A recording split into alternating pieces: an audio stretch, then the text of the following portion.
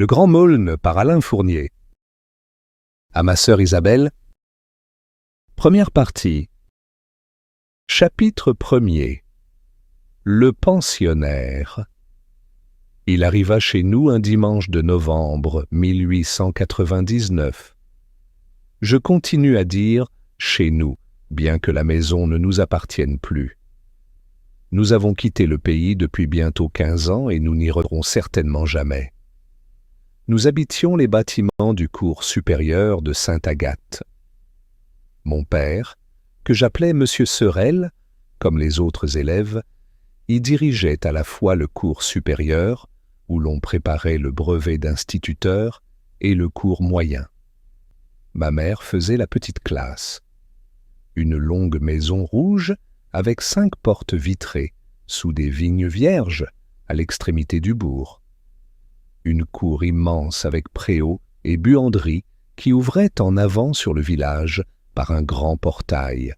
Sur le côté nord, la route où donnait une petite grille et qui menait vers la gare, à 3 kilomètres, au sud et par derrière, des champs, des jardins et des prés qui rejoignaient les faubourgs. Tel est le plan sommaire de cette demeure où s'écoulèrent les jours les plus tourmentés et les plus chavis. Demeure d'où partir et où revinrent se briser, comme des vagues sur un rocher désert, nos aventures. Le hasard des changements, une décision d'inspecteur ou de préfet nous avait conduits là. Vers la fin des vacances, il y a bien longtemps, une voiture de paysan, qui précédait notre ménage, nous avait déposé, ma mère et moi, devant la petite grille rouillée. Des gamins qui volaient des pêches dans le jardin s'étaient enfuis silencieusement par les trous de la haie. Ma mère, que nous appelions Milly, et qui était bien la ménagère la plus méthodique que j'aie jamais connue, était entrée aussitôt dans les pièces remplies de paille poussiéreuse, et tout de suite, elle avait constaté, avec désespoir, comme à chaque déplacement, que nos meubles ne tiendraient jamais dans une maison si mal construite. Elle était sortie pour me confier sa détresse. Tout en me parlant, elle avait essuyé doucement avec son mouchoir ma figure d'enfant noircie par le voyage. Puis elle était rentrée faire le compte de toutes les ouvertures qu'il allait falloir condamner pour rendre le logement habitable. Quant à moi, coiffé d'un grand chapeau de paille à ruban, j'étais resté là, sur le gravier de cette cour étrangère, à attendre, à fureter petitement autour du puits et sous le hangar. C'est ainsi, du moins, que j'imagine aujourd'hui notre arrivée. Car aussitôt que je veux retrouver le lointain souvenir de cette première soirée d'attente, dans notre cour de Sainte-Agathe, déjà, ce sont d'autres attentes que je me rappelle. Déjà, les 2 mains appuyées au barreau du portail, je me vois épiant avec anxiété quelqu'un qui va descendre la Grand-Rue. Et si j'essaie d'imaginer la première nuit que je dus passer dans ma mansarde, au milieu des greniers du premier étage, déjà ce sont d'autres nuits que je me rappelle.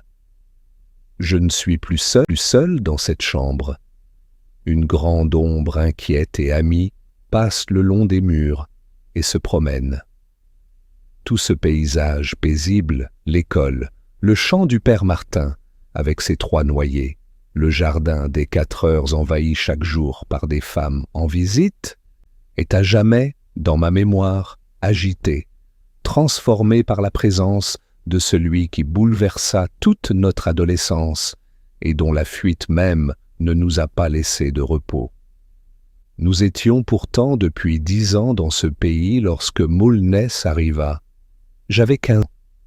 C'était un froid dimanche de novembre, le premier jour d'automne qui fit songer à l'hiver. Toute la journée, Milly avait attendu une voiture de la gare qui devait lui apporter un chapeau pour la mauvaise saison. Le matin, elle avait manqué la messe, et jusqu'au sermon, assis dans le chœur avec les autres enfants, J'avais regardé anxieusement du côté des cloches pour la voir entrer avec son chapeau neuf. Après midi, je dus partir seul à Vêpres. D'ailleurs, me dit-elle, pour me consoler, en brossant de sa main mon costume d'enfant, même s'il était arrivé, ce chapeau, il aurait bien fallu, sans doute, que je passe mon dimanche à le refaire. Souvent nos dimanches d'hiver se passaient ainsi. Dès le matin, mon père s'en allait au loin, bord de quelque étang couvert de brume, pêcher le brochet dans une barque. Et ma mère, retirée jusqu'à la nuit dans sa chambre obscure, rafistolait d'humbles toilettes. Elle s'enfermait ainsi, de crainte qu'une dame de ses amies, aussi pauvre qu'elle, mais aussi fière, vint la surprendre.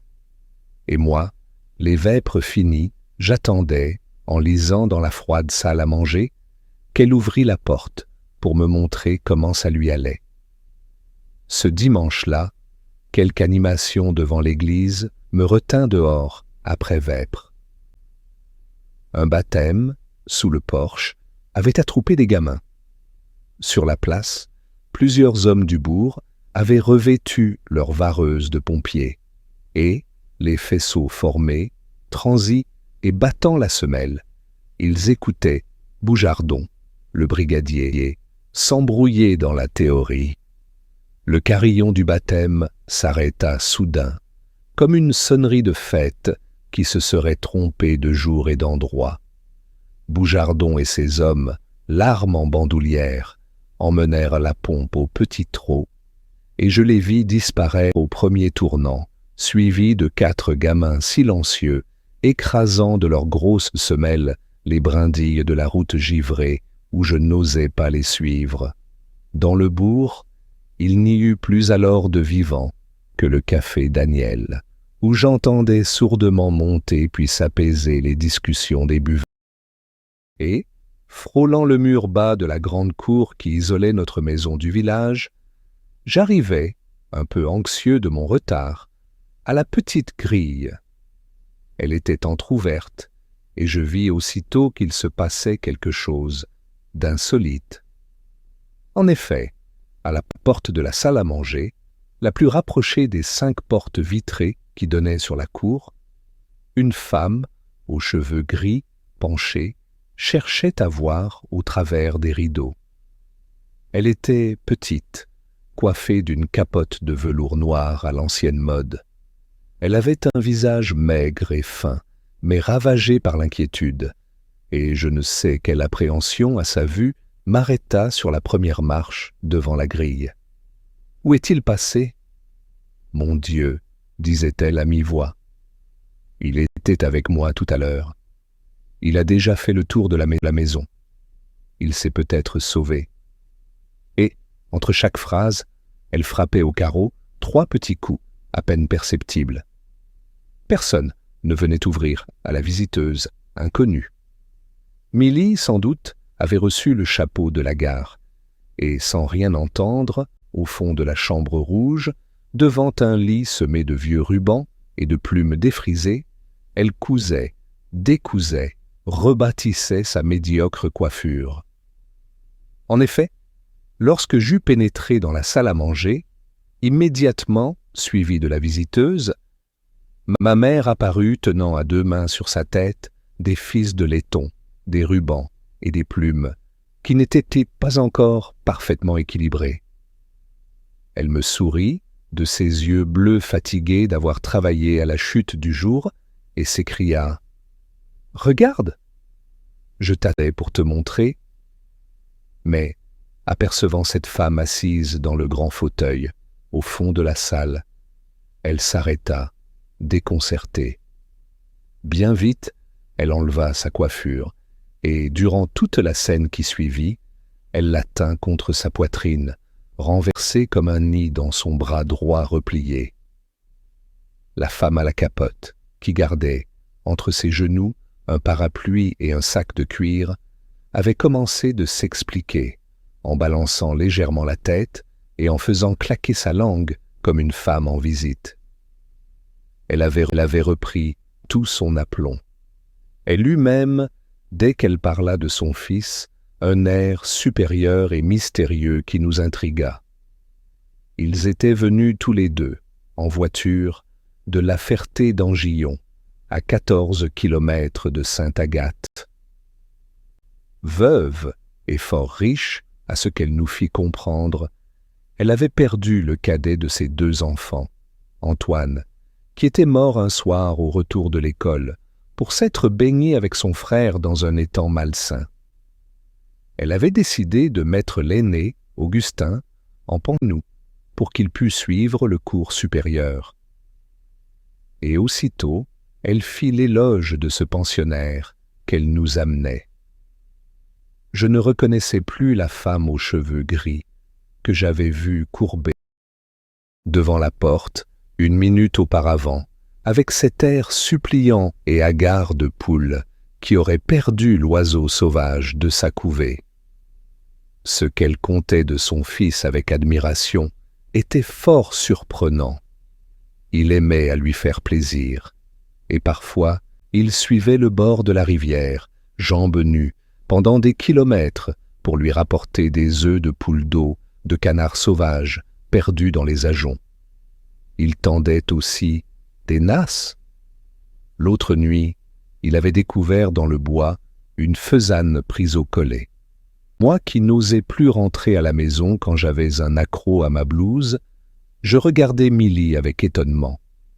Mais ma mère n'écoutait plus. Elle fit même signe à la dame de se taire. Et déposant avec précaution son nid sur la table, elle se leva silencieusement comme pour aller surprendre quelqu'un. Au-dessus de nous, en effet, dans un réduit où s'entassaient les pièces d'artifice noircies du dernier 14 juillet, un pas inconnu, assuré, allait et venait, ébranlant le plafond, traversait les immenses greniers ténébreux du premier étage et se perdait enfin vers les chambres d'adjoints abandonnés où l'on mettait sécher le tilleul et mûrir les pommes. Déjà, tout à l'heure, j'avais entendu ce bruit dans les chambres du bas, dit Milly à mi-voix, et je croyais que c'était toi, qui étais rentré. Personne ne répondit. Nous étions debout tous les trois, le cœur battant, lorsque la porte des greniers qui donnait sur l'escalier de la cuisine s'ouvrit. Quelqu'un descendit les marches, traversa la cuisine et se présenta dans l'entrée obscure de la salle à manger. « C'est toi, Augustin ?» dit la dame. C'était un grand garçon de 17 ans environ. Je ne vis d'abord de lui, dans la nuit tombante, que son chapeau de feutre paysan coiffé en arrière et sa blouse noire sanglée d'une ceinture, comme en portent les écoliers. Je pus distinguer aussi qu'il souriait. Il m'aperçut, et avant que personne eût pu lui demander aucune explication. « Viens-tu dans la cour ?» dit-il. J'hésitai une seconde. Puis, comme Milly ne me retenait pas, je pris ma casquette et lui. Nous sortîmes par la porte de la cuisine et nous allâmes au préau, que l'obscurité envahissait déjà. À la lueur de la fin du jour, je regardais, en marchant, sa face anguleuse au nez droit, à la lèvre duvetée. « Tiens, dit-il, j'ai trouvé ça dans ton grenier. » Tu n'y avais donc jamais regardé? Il tenait à la main une petite roue en bois noirci, un cordon de fusée déchiquetée courait tout autour. Ça avait dû être le soleil ou la lune au feu d'artifice du 14 juillet. « Il y en a 2 qui ne sont pas partis. Nous allons toujours les allumer, » dit-il d'un ton tranquille et de l'air de quelqu'un qui espère bien trouver mieux par la suite. Il jeta son chapeau par terre et je vis qu'il avait les cheveux complètement ras comme un paysan. Il me montra les 2 fusées avec leurs bouts de mèche en papier que la flamme avait coupés, noircis, puis abandonnés. Il planta dans le sable le moyeu de la roue, tira de sa poche, à mon grand étonnement, car cela nous était formellement interdit, une boîte d'allumettes. Se baissant avec précaution, il mit le feu à la mèche. Puis, me prenant par la main, il m'entraîna vivement en arrière. Un instant après, ma mère, qui sortait sur le pas de la porte, avec la mère de Maulness, après avoir débattu et fixé le prix de pension, vit jaillir sous le préau, avec un bruit de soufflet, 2 gerbes d'étoiles rouges et blanches, et elle put m'apercevoir, l'espace d'1 seconde, dressé dans la lueur magique, tenant par la main le grand gars nouveau venu et ne bronchant pas. Cette fois encore, elle n'osa rien dire. Et le soir, au dîner, il y eut, à la table de famille, un compagnon silencieux qui mangeait, la tête basse, sans se soucier de nos 3 regards fixés sur lui.